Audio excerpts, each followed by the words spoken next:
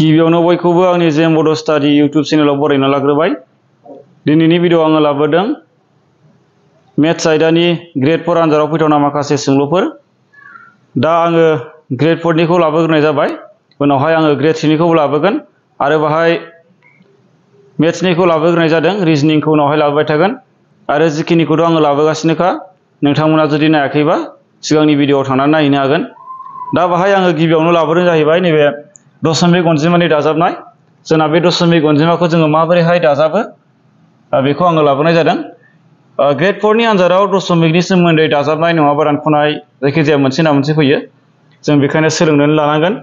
दा बाहाय दङ कुइसन नाम्बार 1 आव 0.5 प्लास 0.05 प्लास 0.005 प्लास 0.0005 बेखौ जोङो दाजाबनांगौ। दा बाहाय दाजाबा ओरैबायदि दाजाबगोन जोङो, बाहाय जोङो ओरैबायदि साजायनांगोन, ओरै थोंगोरै साजायनांगोन जोङो। थोंगोरै साजायनोबा जोङो फार्स्टनिखौ होग्रोनोसै। जेनेबा बाहाय दङ जाहैबाय 0.5 दङ जोंना, बाहाय 0.5 बेखौ होदो। उनावहाय नेक्स्टआ दङ 0.05। बेहाय जों ओरैबायदि होनांगोन, नैबे पइन्टआ पइन्टनि सिदा थानांगोन, ओमफ्राय बाहाय मा होनांगोन 0 होनांगोन, ओमफ्राय 5 होनांगोन आरो बिनि सिगाङाव जोंना 0 दङ नै, बेखौ होनांगोन। दा बेबो नै एखे, पइन्टनि सिगाङाव मोनसे 0 थाबाय, ओमफ्राय पइन्ट होदो, ओमफ्राय 0, 0, 5 बिदि होदो। उनावहाय जोंना मा दङ 0.0005 खौ बेबायदि बोनानै दाजाबबानो जाबाय। बाहाय जोङो दाजाबनो मोजां जानायनि बाहाय 0, 0, 0, 0 होदेरनो हायो जोङो, जेबो उसुबिदा गैया। होमबा जोंना बे 0, 0, 0 जों 5 जों दाजाबा बे 5 आनो फैबाय बियो। 0, 0, 5, 0 दाजाबोबा जोंना मा जाबाय, बेबो 5 जाबाय। बाहाय 0, 5, 0, 0 दाजाबोबा 5 आनो जाबाय। 5, 0, 0, 0 मोनथाम दाजाबोबा बेबो 5 आनो जाबाय। पइन्ट पइन्ट दाजाबोबा पइन्टआ फैबाय बियो। 0, 0 दाजाबा बे 0 आनो जाहैबाय। होमबा जोंना बियो सिम्पल, भेरि इजि। दा बाहाय बिनि एन्सारा जाबाय अपसनफोरनि गेजेराव अपसन सि। अपसन सि आनो जाहैबाय जोंना थार फिननाय। दा कुइसन नाम्बार 2 दङ 666.06 प्लास 66.60 प्लास 0.66 प्लास 6.06 प्लास 6। जों दाना बेखौ जों माबोरै दाजाबगोन? दा बेखौ जोङो दाजाबोबा जोंनि बहायनाया थिग जानांगोन, दशमिक फज'नाया जोंना थिग जानांगोन। बेखौ जोङो दाना दाजाबनो नायनो, बिनि थार फिननाया मा जागोन? बाहाय गिबियाव दङ नै 666.06 666.06 बे थाबाय। नेक्स्टआव दङ 66.60। बाहाय 66 खौ जोङो नैबे नै बाहाय नाय, बे पइन्टआ नैबाव फैनांगोन जोंना, पइन्टआ बेयाव थानांगोन, ओमफ्राय 66आ ओरै फैनांगोन नै 66 आरो पइन्टनि उननिया ओरै मोननै दङ, बे मोननैया 60 बेयाव थानांगोन बियो। आरो दाना नै बियो पइन्टआ बेयाव पइन्ट फैनांगोन 66, बे 66 मोननैया ओरै फैगोन 0 ओरै थागोन नै।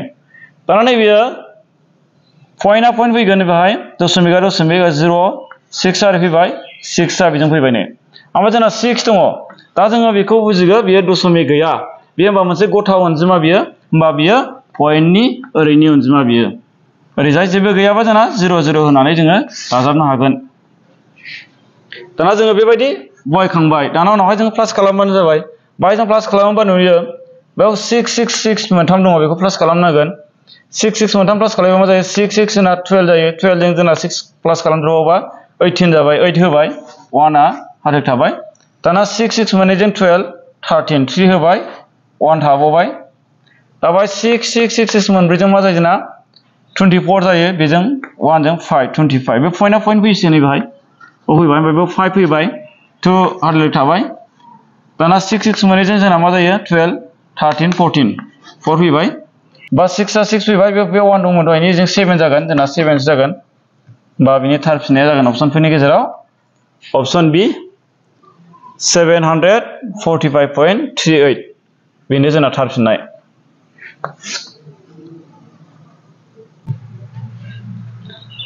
बे भिडिअआ जागोन स्पेसियेलि ग्रेड 4 आनजाद होग्राफोरनि थाखाय। जायफोर नोंथांमोना ग्रेड 4 आनजाद होगोन, नोंथांमोना नायबानो जाबाय। बियो ग्रेड 4 नि थाखायल' लाबोग्रोनाय जादों। दा बाहाय कुइसन नाम्बार 3 आव दङ जोंना 0.00064 नि बर्ग रोदाया बेसेबां? बाहाय जोंना 0.00 मोनब्रै ओमफ्राय 64 दङ बिनि मा सोंदों बर्ग रोदाखौ सोंदों होनोबा माखौ बुङो जोंना बेखौ बुजिनानै लानांगोन बर्ग रोदा होनोबा जों ओरैबायदिखौ बुङो माने हमनानै ला एग्जाम्पल हिसाबै जोंना 4 नि जोंना मोननै सानजाबगिरि लादों 2 सानजाबनै 4 दा बे 2 जों 2 एखे अनजिमाजों सानजाबनानै जा 4 मोनो बे 4 आ जाहैबाय बर्ग अनजिमा दाना बे बर्ग अनजिमा जाबाय नालाय दा बे 4 खौ बोरै सानजाब मोनदों 2 सानजाबनै मोनदों बे मोननै एखे सानजाबगिरियानो जाबाय जोंना बर्ग रोदा होमबा जोंना नायदो 9 लानो हायो एग्जाम्पल हिसाबै 9 नि सानजाबगिरिया जोंना 3 सानजाबथाम 9 3 आबो 3 मोननैबो 3 एखे अनजिमा सानजाबनानै जोंना 9 मोनो बे जाहैबाय बर्ग अनजिमा नैबे 3 मानो जाहैबाय बर्ग रोदा बेनो जाहैबाय बर्ग रोदा होमबा 9 नि बर्ग रोदाया मा होनोबा 3 जागोन दा थिग बेबायदिनो नैबेनि बर्ग रोदाखौबो जों दिहुननांगौ दा बाहाय जोंना 0 बा जोंना ओरैबायदि साननो हायो मोननैजों मोनसे लानो हायो बाहाय 0 पइन्टआथ' बे फैगोन जेनेबा बाव 0 मोननैजों मा लानो हायो जोङो 0 मोनसे लादो 0 मोननैजों जोंना 0 मोनसे लादो दा जोंना 64 बे 64 खौ माजों माजों सानजाबनो मोनो जोंना दानालाय जोंना माजों मोनो 8 सानजाब 8 जोंना मा जायो 64 जायो होमबा 8 सानजाब 8 जुदि 64 जायोबा सरि 8 सानजाब 8 जोंना मा जायो 64 जायो बेखायनो 8 सानजाब 8 64 जायोबा जोंना बेनि बर्ग रोदाया जागोन 8 होमबा बिनि थारफिननाया जागोन अपसनफोरनि गेजेराव अपसना 0.008 बेनो जाहैबाय बिनि बर्ग रोदा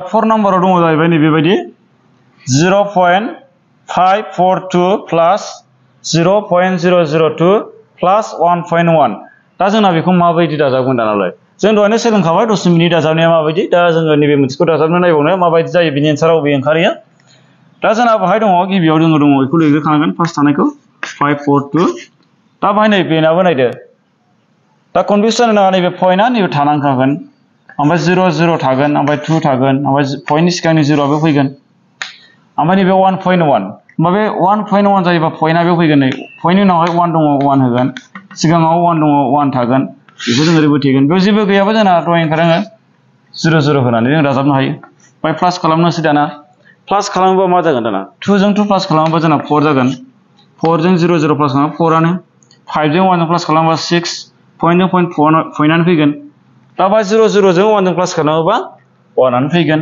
होमबा बिनि थारफिननाया जागोन अपसनफोरनि गेजेराव अपसन बि 1.644 दा बिनि एन्सारा बेबायदि जागोन दा कुइसन नाम्बार 5 आव दङ जाहैबाय 254.32 माइनास 0.32 दाना जोङो बेखौ बोरै दानख'यो दाना दहाय जोङो दाजाबनायखौ सोलोंबाय दाना जों दानख'नायखौ सोलोंनो दानख'नाया जोंना दशमिक अनजिमानि दानख'नाया जोंना माबायदि जागोन जोंना दानख'नायाबो एखेयानो जोंना पइन्टआ एखेयानो बहायनांगोन जोङो बहायखांनायनि उनावसो जोङो माइनास खालामबानो जाबाय दा बाहाय दङ 254.32 खौ लिरनांगोन जोङो T 254.32 ओमफ्राय माइनासआ फैबाय नै बाहाय नै बेखौ नायनांगोन दाना पइन्टआ पइन्ट फैनांगोन नै बाहाय सिदा 32 थाबाय सिगाङाव नै 0 गैला नै जेबो दाना दानख'दो 2 निफ्राय 2 दानख'बा 0 जोंना 3 निफ्राय 2 दानख'बा 0 पइन्टआ पइन्ट जोंना पइन्ट फैबाय 4 निफ्राय 0 थांबा 4 5 आ 5 नि फैबाय 2 आ 2 नि फैबाय दा बायनाय बिनि थारफिननाया जागोन अपसनफोरनि गेजेराव option A 254 बाहाय जोङो नैबे पइन्टनि 0आ जोंना माने पइन्टनि उननि 0आ भेलु गैया थारमाने बेखौ जों लिराबाबो जाबाय लिरनायबो थानो हागौ मालाबा समाव आरो लिराबाबो जाबाय बेबायदि खालामबानो जाबाय दा कुइसन नाम्बार 6 आ दङ नै बेबायदि 20.5 into 30.5 minus 6 plus 9 दाना जों बेखौ बोरै खालामगोन बाहाय जोंना इनटुबो दङ माइनासबो दङ आरो प्लासबो दङ जोंना बेखौ जोङो बिनि एन्सारा मा जागोन बेखौ दिहुननांगौ होमबा बाहाय जोंना बेहाय जोङो बर्डमास रुलखौ जों बाहायनांसिगोन बर्डमास रुलखौ जों बयबो मिन्थिखायो बर्डमास होननानै बुङोबा जाहैबाय बेहाय BODMAS बर्डमास बेनो जाहैबाय बर्डमास bracket of division माल्टिप्लिकेशन addition and साबस्ट्रेक्शन बाहाय जोंहा बि माने ब्रेकेट थाहैबाय ब्रेकेटफोर दंबा जों सिफायग्रोनांगोन अ माने अफ नि होननाय जागोन बे सानजाब खालामनांगोन डिभिजन राननायखौ खालामनानै लानांगोन जोङो माल्टिप्लिकेशन सानजाबनायखौ खालामनानै लानांगोन एडिशन दाजाबनानै लानांगोन लास्टआवसो जोङो साबस्ट्रेक्शन खालामनांगोन मा खालामनांगोन जोङो दानख'नांगोन दाना जों बेखौ बोरै बानायगोन बेयाव जों बानायनि दाना फार्स्टआव दं जाहैबाय 30.5 into 30.5 minus 6 plus 9 बेबायदि दङ जों बेखौ ओरैबायदि बानायनो हागोन दाना जोङो बर्ड माय स्कुलजों जुदि थाङोबा बाहाय जोंना ब्रेकेटबो गैया अफ होनायबो गैया डिभिजनबो गैया जोंना बाहाय राननायबो गैया जोंना मा दङ माल्टिप्लिकेसन दङ एडिशन दङ आरो सबट्रेक्शन होमबा जोंना मा खालामगोन जोङो माल्टिप्लिकेसनखौ जों खालामग्रोगोन सानजाबनायखौ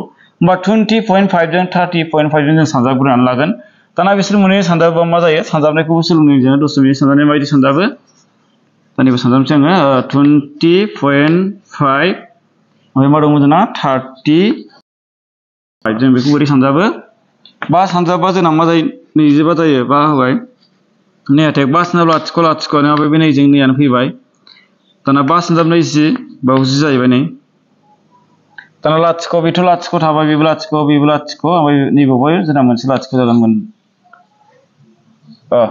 मोनथाम जागोन जोंना लाथिख'आ दाना नैबे 3 सानजाब 15 बेयाव 5 फैबाय नै से आटेक थाबाय जोंना बेथ' गैला जेबो थाबाय 3 सानजाब लाथिख' लाथिख' ओमफ्राय बे से फैबाय नै ओमफ्राय 3 सानजाब 2 6 बिदि फैबाय दाना जोङो बेखौ मा खालामगोन प्लास खालामगोन 5 फैगोन जोंना 2 फैगोन ओमफ्राय जोंना 5 फैगोन बाहाय ओमफ्राय बे 1 2 फैगोन 6 फैगोन दाना पइन्टनि उनावहाय मोनबेसे ज' दं नैबे पइन्ट मोननै दङ बाहाय ओरै मोनसे होमबा नैबे पइन्ट फैगोन नै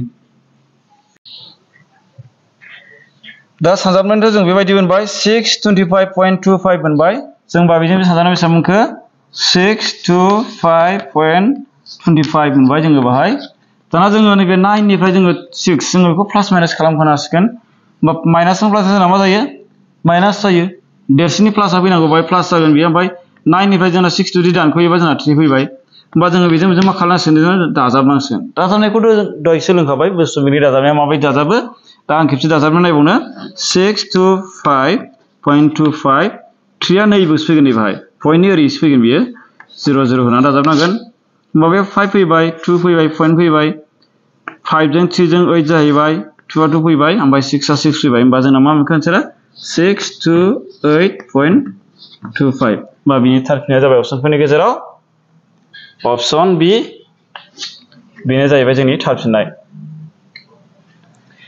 दिनैनि भिडिअआ बेखिनियानो उननि भिडिअ आरो लोगो मोनलायफिनगोन भिडिअखौ नोंथांमोना मोजां मोनोबा लाइक खालाम आरो लोगोफोरनो शेयार खालाम आरो चेनेलाव जुदि गोदानै फैदोंबा चेनेलखौ साबस्क्राइब खालाम बोथोरा जोबोद गरम बेसेबांबा गरमबाबो खस्थ'नि गेजेरजों आङो बे भिडिअखौ खालामबाय आंनाथ' दा स्टुडिअबो गैया बेखायनो नैबे बर्डआवनो लिरनाय जाबाय भिडिअखौ माबायदि जादों कमेन्ट खिन्थाहरबानो जाबाय गोजोनथोंसै